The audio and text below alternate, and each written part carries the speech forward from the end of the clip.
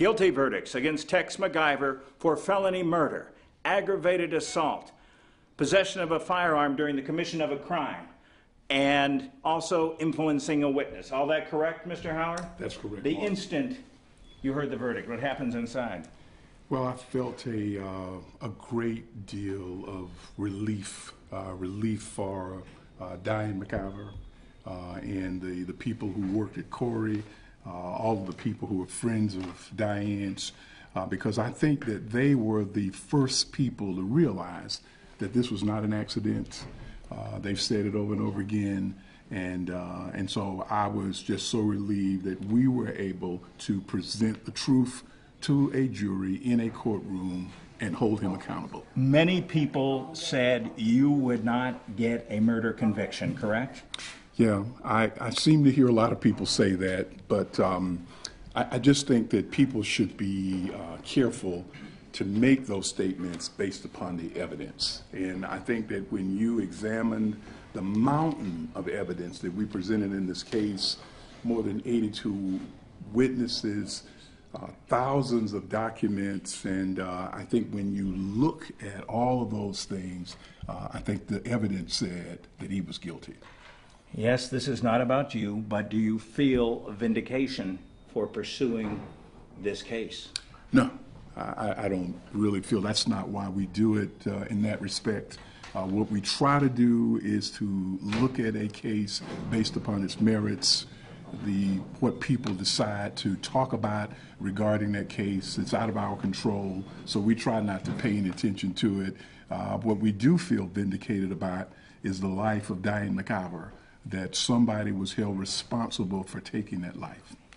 Was Tex McIver willing to plead guilty to involuntary manslaughter? As I understand it, from one of my attorneys, while the deliberation took place, one of his lawyers mentioned a misdemeanor plea for a misdemeanor involuntary manslaughter charge. Now, I don't know that for sure, but we would not accept it. We would not even talk about it because this is a case of murder, felony murder. That's what we presented. That's what the jury believed, and we would not have considered any other plea. Why do you believe he did this? Well, there are a couple of things that make it real clear to me. As we mentioned to the jury, first of all, this whole idea with the plastic bag. That says to me that he had thought about it and he started to plan it. One of the key pieces of evidence that people really did not even talk about was this young man who testified from Athens, Tanner.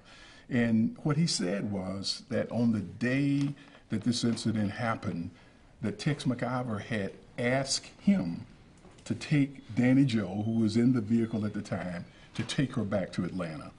And you got to start asking yourself, why would he ask that someone remove Danny Jo? And I think those jurors were able to see it was only because he had planned to kill Diane. Also, we had more than 15 witnesses who testified from Emory University. These were doctors and nurses, never met Tex McIver. And what they told is a story of, first of all, someone who had no remorse at all. He had no remorse. But while he was at the hospital, he began to make up different versions of the facts. And you start to ask yourself, well, why would a person have to make up different versions of an incident?